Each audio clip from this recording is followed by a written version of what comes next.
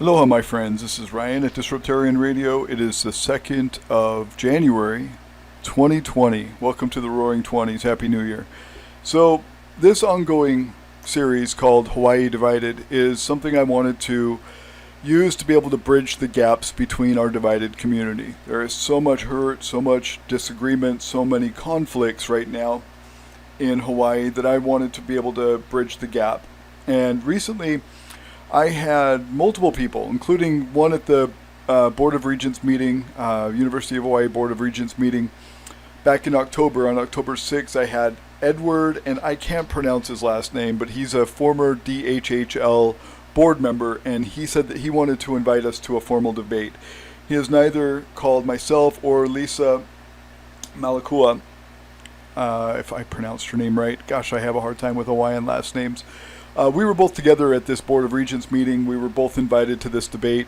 He said as many people as needed, both of you, whatever, he wants to invite us into a formal debate at the university. We never heard from him, neither one of us. We both gave him our phone numbers. It's all on video. We never heard from him. So what I've proposed, after he invited us to a debate, other people have challenged us to a debate. A fellow named O. Lin has invited us to a debate. A guy named Kailani Lowe has attempted to debate with me on YouTube, or has invited me to some sort of formal discussion. And then recently, two other people on our group, group that I'm a part of called New Hawaiian, has invited me to debate, or at least continue a conversation about these topics. One's name was Alexander and the other's name was Harvey, I believe. So today I just wanted to make this little presentation, and then afterwards I'm going to have a little Q&A. And if anybody who wants to call in wants to continue this discussion, I'm happy to continue that. And the number that you can call is 808-215-7808. And I can conference you in live. This is a live premiere of this presentation today. So I can talk with you live and we can have this discussion, and I will do my best to give credible sources and references to the facts that I'm presenting.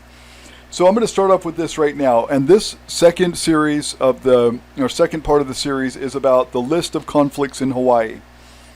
Now, long before the Europeans came, there was a ton of inter-island conflicts, starting with, but not limited to, back in the 1200s when the Tahitians came.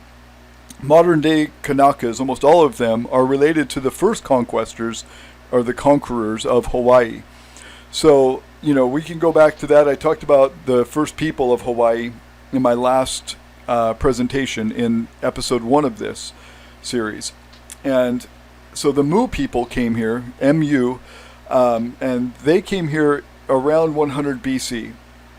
And they lived here in peace as a spiritual agricultural society, a non-tribalistic warring society. They weren't the warriors like the Tahitians were. They were just agricultural spiritual types, and smaller in stature, and just, very, I would say peaceful people. I mean, there was nobody to war with, but they weren't interwarring with each other from what history we know of these people. And then the Tahitians came in 1250, and they created a warlike culture after conquering these people. These people were easily overcome. They were turned into the Kuva, and I hope I'm pronouncing that correctly. The Kuva, which were, and you can read about them here, it's spelled Kauwa. These were the slaves in Hawaii. These people were smaller in stature. They were, here for over 1,000 years on their own with nobody else to contend with. And then the Tahitians came, and I, went into this pretty deeply. I referenced this kapuna, Alex Pua'a. I believe I pronounced his name correctly. If I didn't, I apologize. And he spoke about this Tahitian conquest in the Hawaiian Islands, what is now known the Hawaiian Islands. This was called the Mu, Islands, and he talks a lot about the history. But long before the Tahitians came, there was this peaceful group of people who lived here, and there doesn't seem to be a whole lot of inter-island conflicts until the Tahitians arrived. And so the Kuva, they were slaves for almost 1,000 years in Hawaii until the Europeans came, at which point they were basically freed. they weren't doing a whole lot better. They were still very lower, class in the caste system in Hawaii. Hawaii had a very distinct caste system that you can read more about. And I'll put this link here to Paradise in the Pacific. You can read more about the Hawaiian caste system if you just type in Google Hawaiian caste system. You can learn a little bit more about it. Ancient Hawaii, the caste system. And this, just gives you a little more insight into how things worked back then. And, it was interesting. So there was the Ali'i, the Kuhana, the Maka Aina. Lord knows I'm pronouncing that incorrectly. And at the lowest part of the totem pole, there was the Kuva. They are believed to have been war captives or descendants of the war captives. Marriage between higher caste and the Kuva was strictly forbidden. Kuva worked for the chiefs, and the males were often used as human sacrifices. And so a lot of the people who are saying, now that, hey, we were royalty, we were kings, we owned this land, nobody else should own it but us because we owned it before. No, most of the people, especially these protesters that are protesting and saying this, were probably in the lower caste systems. They weren't Ali'i. Only the Ali'i owned land for a very long time here in Hawaii. Nobody else owned land. Most of them were in the very lower class, and there were a few in the nobility, in the aristocracy, but most of the people were candidates for human sacrifice. They were not Ali'i. They did not own this place. But the point of this is that no, it wasn't Europeans that brought war and conflict to Hawaii. That is untrue.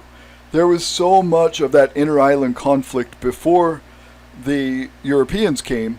Tens of thousands of people before Captain Cook ever even came were in conflict between Oahu and Hawaii, just years before the Europeans arrived.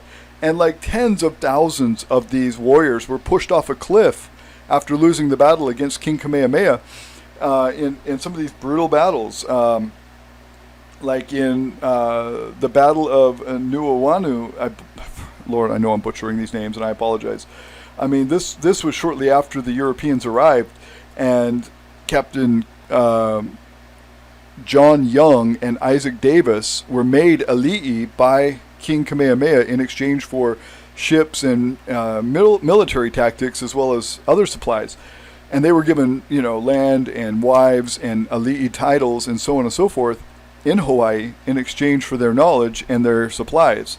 And then this brutal battle of the, so-called uniting of the islands, unification of the islands, was just so brutal, and there was so much of it. And so on this link here, I've given a lot of the references and sources for these battles.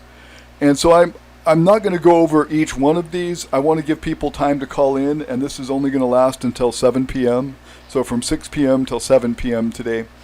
And we can talk about this, and if you've got information that I'm unaware of, I am always willing to learn. I am not against sovereignty or independence. You can look on my websites and YouTube channels. When I lived in Puerto Rico, and I still also now support the independence and sovereignty of Puerto Rico from the USA. But it's not based on fake history. It's not based on racism. It's not based on any of that. What they're facing and what they're struggling for is all Pono. It's all legit. It's all truthful.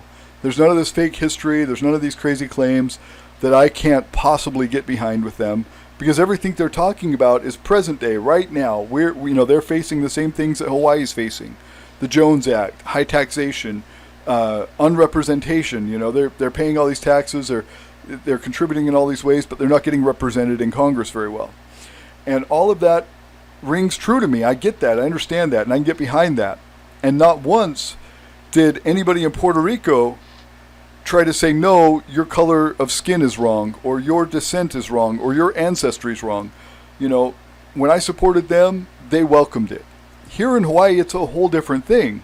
And so, if there's something that I'm missing that is truth, that is legitimate, I can get behind it in a heartbeat. There's nothing wrong with me changing my mind. So I would suggest anybody who wants to call in, do call in. Again, it's 808-215-7808. And, we're getting over some technical difficulties. Eventually, we're going to have some live chats, video chats over Google Hangouts. So as soon as my account is authorized for Google Hangouts over YouTube, which I have to be subscribed for 30 days, and I have to have paid so much money into Google to be able to use this. As soon as that happens, we'll start inviting people via Google Hangouts to invite our chat. And we can have up to 9 people chatting about this, and we may go for 2 hours. I would love for Olen or Kalani Lowe or this new guy, Alexander or Harvey, or from the Board of Regents meeting, what's his name? Edward. I always get his name wrong. I always mess up on these Hawaiian names, so I'm not going to try to pronounce it. But he was the former board member of DHHL before he recently resigned. I believe he's an attorney too. But I would welcome anybody if they want to correct me and my audience, or anybody else who's a participant, if they want to correct us and give their truth. There's no censorship. It's live. We can't cut it out later. We can't edit this. It's all live. And we would love to have people come in and, correct us if we're wrong, or give us a different point of view. I specifically am so excited for that. I hope somebody else can change my mind because, like I said, I would love to support sovereignty. I would love for the Hawaii Islands to not have to deal with the Jones Act and to be able to trade directly with China or Taiwan or, Japan or whatever. We're so close to these other places. It's illogical for ships to go past us to the U.S. Border, in San Diego or whatever, and then have to come back. That seems like a waste of fuel and a waste of time and an exorbitant amount of extra money involved in the transportation of these goods. So, I think it would help us to lower our cost of living if we could just do business directly with these other countries without having all the ships having to go to San Diego first to, port or whatever. It just seems ridiculous to me. So, I can get behind sovereignty. I just don't like to get behind something that's a lie.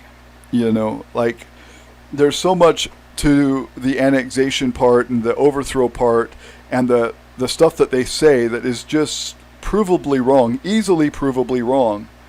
So I would like to get past all that and work on something that's legitimate if we're going to work on this at all. We don't have to use a lie to achieve our ultimate goal. And then, if Hawaii was independent and sovereign, what would Hawaii be without the USA? Would it be good or bad? Would it just be Guam or Philippines? What would we be like if we weren't part of the USA? I think we have it pretty good here right now, personally. So, it would have to make sense, obviously. It couldn't just be, feelings hurt or generational pain that pushes this. It has to make actual sense economically, defense-wise and otherwise. Civil rights and all that has to be considered for me to get behind something like independence or sovereignty. So, like I said, I'm not against it. I'm just against the lies that these sovereignty protesters use to paint an evil picture of Americans and Europeans in Hawaii, and all of their fake history and all of this other stuff that they lie about in regards to the annexation and the overthrow and all the rest. So if we can get past all that, I would love to, and I would love to move forward. Or maybe it just makes sense to stay with the USA. Maybe the USA is the best thing for Hawaii. It seems to be doing pretty good. If we compare our neighbors, if we look at other countries around us that are small little island countries, say, Samoa, Philippines, Guam, whatever else. I know Guam's a U.S. territory, but it's not a state, like Puerto Rico, right? But, these other places that are not part of the USA, like Samoa, the other side of Samoa, or the Philippines, or, Micronesia or whatever. All these little places are not doing nearly as good as we are, and it's because we're part of the USA that we are doing so good, in my opinion.